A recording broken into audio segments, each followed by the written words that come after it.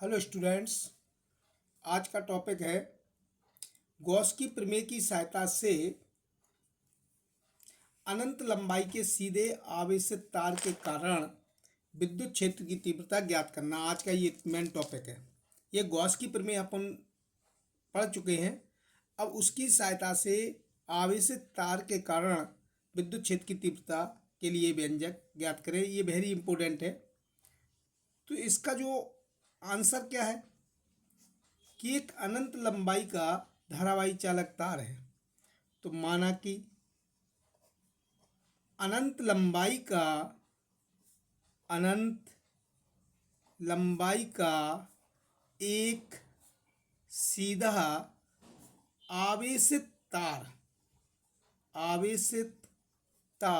L है, जिसका रेखीय आवेश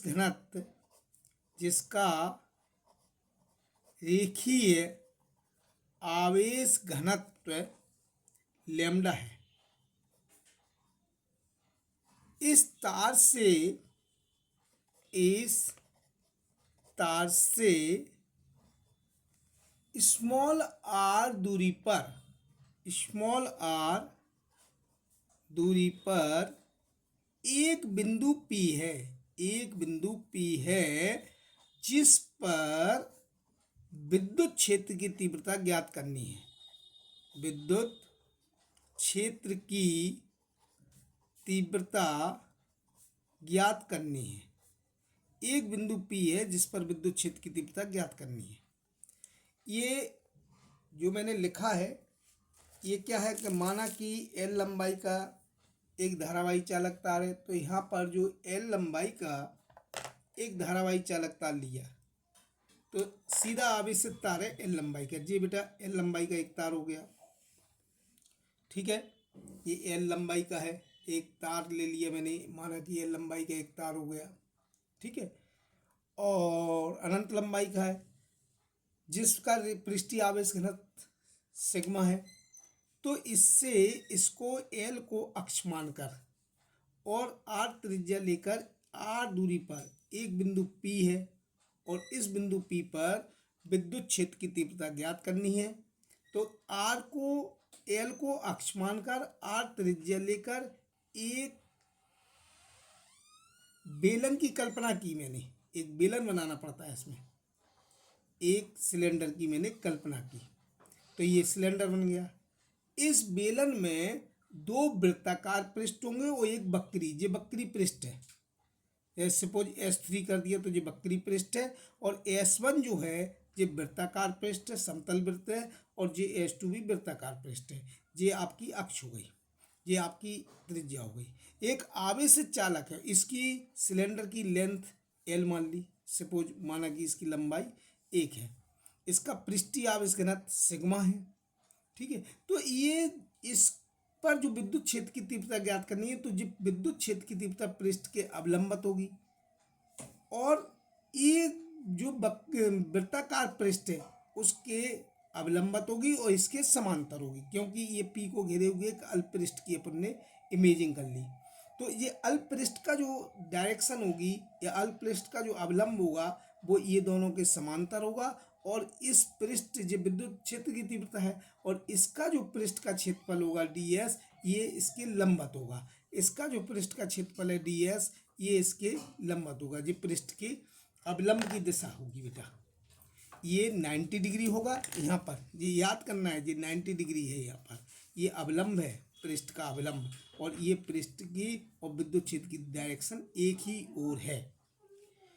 तो इस बेलन की अपन ने कल्पना कीजिए, मैंने लिख दिया था कि माना कि अनंत लंबाई का एक चालक तार है जो सीधा आवेशित है L, इसका रेखीय पृष्ठीय आवेश घनत्व लैम्ब्डा है, बिंदु P है R दूरी पर, इस पर विद्युत क्षेत्र की तीव्रता ज्ञात करनी है। फिर तार L को हमने अक्ष माना, तो यहाँ लिख सकते हैं तार L को अक्ष मानकर स्मॉल r त्रिज्या लेकर L लंबाई के एक बेलन खींचा। L लंबाई का एक बेलन खींचा, इस बेलन का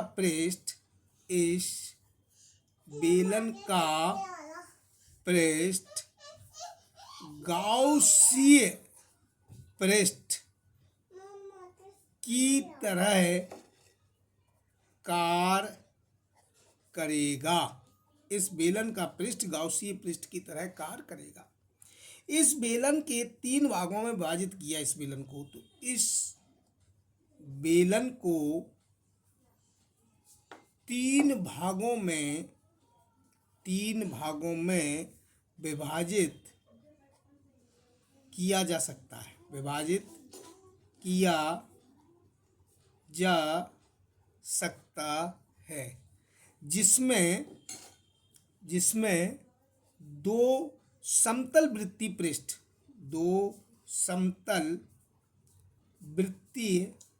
पृष्ठ S1 तथा S2 और एक वक्री पृष्ठ, जो वक्री पृष्ठ है S3, एक वक्री पृष्ठ S3 होगा, एक वक्री पृष्ठ S3 होगा। फिर इसमें ये लिखना है कि समतल जो पृष्ठ हैं, समतल वृत्तीय पृष्ठ S1 तथा S2 से गुजरने वाला विद्युत फ्लक्स, तो S1 S2 से जो गुजरने वाला विद्युत फ्लक्स होगा, विद्युत फ्लक्स का मान 0 होगा तथा जो वक्री पृष्ठ है, अब क्यों होगा 0, क्यों होगा, क्यों होगा 0, तो क्योंकि इस पृष्ठ से गुजरने वाली बल रेखाएं, इस पृष्ठ से गुजरने वाली बल रेखाएं, इस पृष्ठ से गुजरने वाली बल रेखाएं पृष्ठ के लंबवत होंगी, पृष्ठ के लंबवत होंगी। इस पृष्ठ से जो गुजरने वाली बल रेखाएं हैं वो पृष्ठ के लंबवत होंगी, तो यहाँ पर जो फाई होगा इस पृष्ठ का, वो फाई होगा EDS cos थीटा, और थीटा माने 90 डिग्री और cos 90 का मान 0 होता है, इसलिए ये 0 है यहाँ पर। और यहाँ पर जो फाई होगा वो होगा EDS cos 90, और 90 मीन्स cos 90 का मान 0 होता है, इसलिए ये 0 होगा। और यहाँ पर जो फाई होगा वक्री पृष्ठ पर, तो वो होगा EDS और cos 0, और cos 0 का मान होगा E इंटू DS, क्योंकि cos 0 की वैल्यू 1 होती है। तो जो टोटल विद्युत फ्लक्स गुजरेगा तो J0 वृत्ताकार भाग के तो J0 है, और जो वक्री पृष्ठ है, जे होता है वक्री पृष्ठ, जे वक्र है, जैसे बेलन का वक्र पृष्ठ जे वक्री पृष्ठ होता है, जे बेलन का वक्र पृष्ठ, तो इससे गुजरने वाला जो बल रेखा है वो पृष्ठ के समानांतर होंगी। तो यहाँ पर मैंने कहा कि वृत्तीय पृष्ठ जो है S1 S2, तो इनसे गुजरने वाला विद्युत फ्लक्स का मान 0 होगा, क्योंकि पृष्ठ से गुजरने वाली बल रेखाएं पृष्ठ के लंबवत होंगी, ठीक है। वक्री पृष्ठ जो S3 है, वक्रीय पृष्ठ जो वक्री पृष्ठ S3 है से गुजरने वाला बल विद्युत फ्लक्स, तो वक्री पृष्ठ S3 से गुजरने वाला विद्युत फ्लक्स जो होगा phi equal to EDS cos 0, क्योंकि कारण क्या है, क्योंकि बल रेखाएं पृष्ठ के समांतर है, क्योंकि बल रेखाएं पृष्ठ S3 के समानांतर है। बेटा ये याद होना चाहिए, तभी ये थीटा इक्वल टू 0 आएगा। तो यहाँ पर फाई इक्वल टू क्या आ गया, E इंटू DS। अब गॉस की प्रमेय क्या कहती है, गॉस की प्रमेय के अनुसार। तो जो गॉस की प्रमेय कहती है तो वो फाई बराबर 1/एप्सिलॉन नॉट इंटू क्यू, जो गॉस की प्रमेय है। यहाँ पर जो डी एस है, डी एस, तो ये क्वेश्चन फर्स्ट कह लो, ये क्वेश्चन सेकंड कह लो।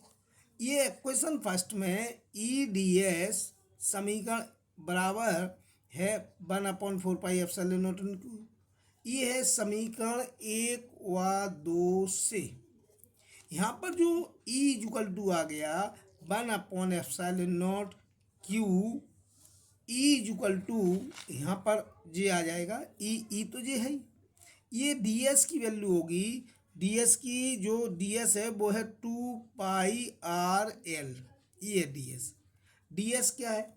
बेलन के पृष्ठ का क्षेत्रफल, बेलन के पृष्ठ का क्षेत्रफल है यहाँ पर बेटा। तो बेलन के जो पृष्ठ का क्षेत्रफल होता है वो डी एस बराबर होता है 2πr_h, 2πr_l। तो यहाँ पर 2πr_l, तो ई इक्वल टू क्या आ गया बेटा? ई इक्वल टू हो गया 1/2πε0 Q/r_l। और यहाँ पर जो पृष्ठीय रेखीय आवेश घनत्व होता है वो होता है Q/l। तो Q/l को हम लैम्डा कह सकते हैं, तो 1/2πε0 λ/r, यही विद्युत क्षेत्र की तीव्रता के लिए व्यंजक है।